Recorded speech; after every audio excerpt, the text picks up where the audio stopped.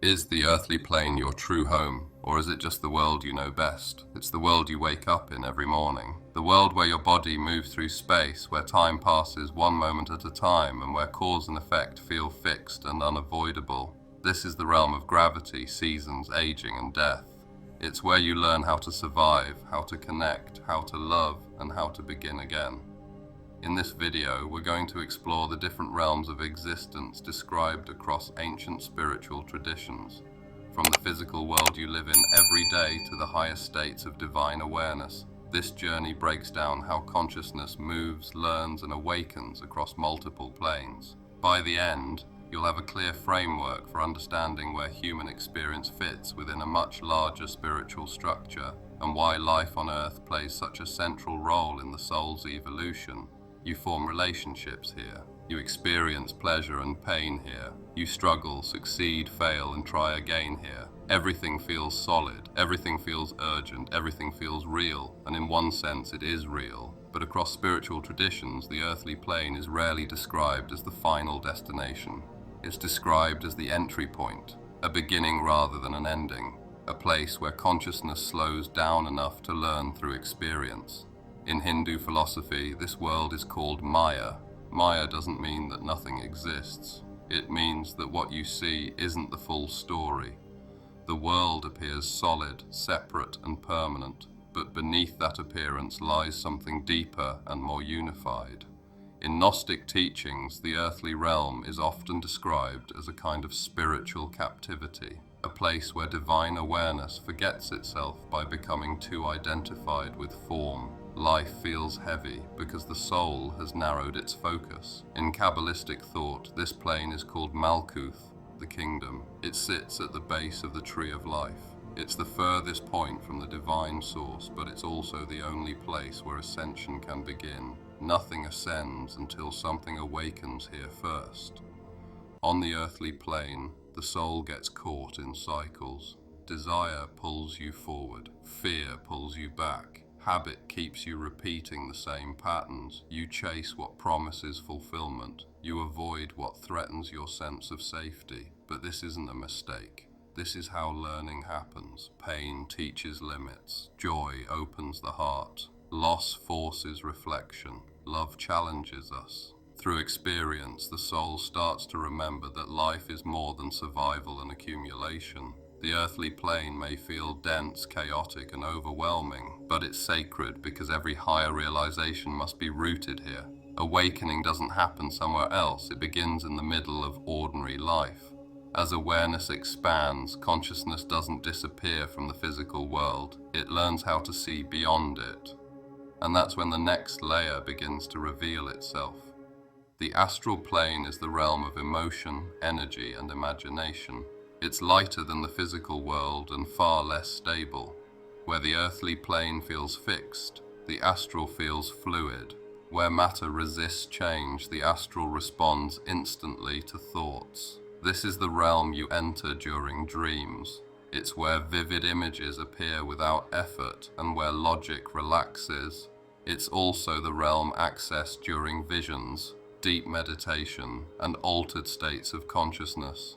In the astral plane, time behaves strangely. Moments stretch or collapse. Space bends around perception. Reality no longer obeys physical rules because it's shaped by emotion and thought rather than mass. Across spiritual traditions, this plane is described as the home of spirits, guides, and disembodied souls. In Western esoteric systems, it's the realm where astral projection and out-of-body experiences happen. But the astral plane isn't just a place you travel through, it's a reflection. Every unresolved fear, every unrealized desire, every emotional charge leaves an imprint here. What you encounter in the astral often mirrors your inner world rather than an objective landscape. This is why the astral can feel beautiful one moment and disturbing the next. It magnifies what hasn't been understood yet. Symbols replace logic. Feelings take shape. For mystics, entering the astral plane marks the first undeniable realization that consciousness extends beyond the body. It's proof that reality is layered, but it's also a test. Without clarity, grounding, and discernment, the astral can mislead as easily as it can reveal. Truth here isn't given freely. It must be recognized. Beyond the astral lies a subtler realm. The etheric realm sits just beyond the physical world, like a shadow made of light.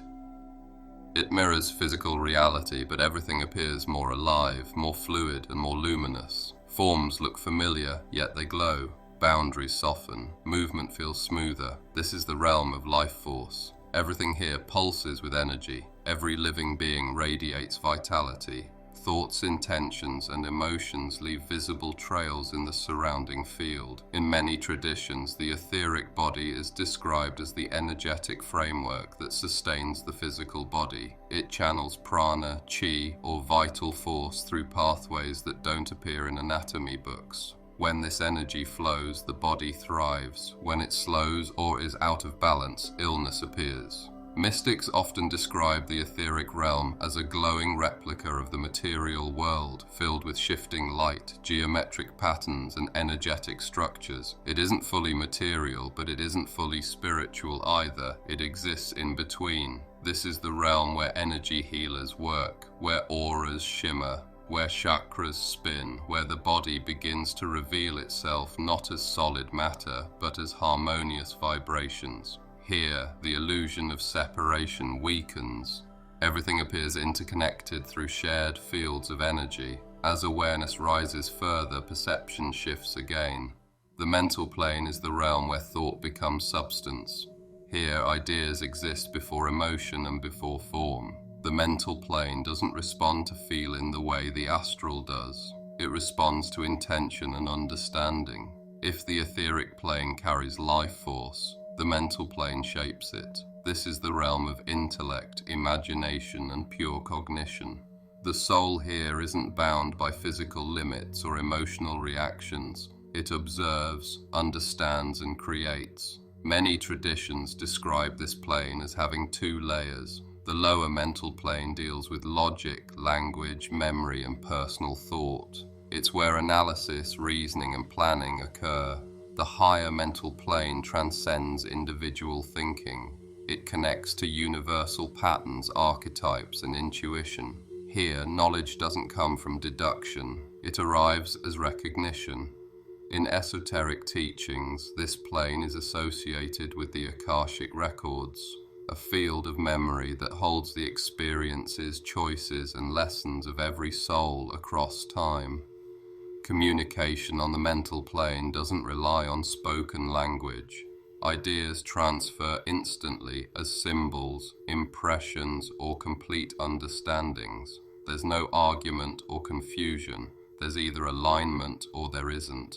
This is the realm where spiritual blueprints form, where masters and sages often dwell in meditation, where intention shapes reality before it descends into lower realms. But even thought has an origin point. Beyond the mental plane lies the causal plane. The causal plane is the realm of destiny, deep memory, and spiritual origin. It holds the blueprint of the soul's journey. This is where cause and effect begin, not in the way you experience on earth, but in the deeper sense of karmic momentum and purpose. Every experience in the lower realms begins here as intention, lesson, or unresolved pattern. In Hindu and Buddhist teachings, this plane connects to the causal body, the vessel that stores accumulated karma across lifetimes. In esoteric traditions, it's associated with the higher self or soul consciousness. Here, thought dissolves, emotion dissolves. The soul doesn't think, it knows. Time doesn't move forward in a line. Past, present, and future appear as a single woven pattern. Identity loosens, personal story fades. What remains is awareness. To touch the causal plane is to glimpse the soul as it truly is beneath every role it's ever played. Eternal, radiant, and whole. Beyond even this level lies something that language struggles to describe: the Empyrean. The Empyrean is the highest heaven, the realm beyond realms. Ancient cosmology described it as the dwelling place of the divine, not above the stars, but beyond all layers of existence, beyond time, beyond space, beyond form. Here, there are no structures to navigate and no distances to cross. In Christian mysticism, this is the realm of God, not as an image or figure, but as pure presence, surrounded not by objects, but by light so intense it dissolves all separation. In spiritual poetry and sacred texts, the Empyrean isn't described with landscapes or architecture, it's described with overwhelming clarity, love, and stillness. Truth here isn't learned, it's self-evident. Love isn't given, it simply is. The Empyrean represents complete union. No striving, no seeking, no identity to protect, just infinite awareness resting in itself. It isn't a place you arrive at after effort, it's a state you become when nothing remains to resist it. Parallel to this understanding exists another vision of the highest realm, Brahmaloka. Brahmaloka is the highest heavenly realm in Hindu cosmology. It's described as a realm of pure light, perfect knowledge, and deep peace. Souls who reach this realm are no longer bound by karma or rebirth. The cycle ends here. But Brahmaloka isn't just a destination, it's a state of consciousness. Here, duality dissolves. The soul exists in harmony with universal truth. Those who dwell here rest in cosmic awareness, surrounded by others who've realized the same clarity. Ancient texts describe Brahmaloka as so subtle and luminous that it can't be perceived by physical senses. It's accessed through deep meditation, ethical living, or divine grace. Souls in this realm experience truth, wisdom, and bliss until the dissolution of the universe itself, when even this realm merges back into the one infinite source. But not every soul moves upward smoothly. Some descend before they rise. Naraka is the realm of karmic consequence. In Hindu and Buddhist cosmology, Naraka isn't eternal punishment, it's a temporary realm of purification. Souls enter Naraka to confront the results of harmful actions they haven't understood or integrated. Unlike the idea of eternal hell, Naraka isn't ruled by evil, it's governed by balance. Each realm within Naraka reflects a specific form of imbalance. Some are fiery, some are frozen, others are shaped by isolation, fear, or regret. The experience matches the lesson. Ancient texts describe many levels of Naraka, each designed not to destroy the soul, but to wake it up. Pain here isn't meaningless. It burns away ignorance and attachment. When the lesson completes, the soul moves on, not condemned forever, corrected then released. All of these realms aren't places you travel to with your body. They're layers of awareness. You don't climb them like stairs. You recognize them as consciousness expands. And every journey, no matter how high it reaches, begins in the same place, right here,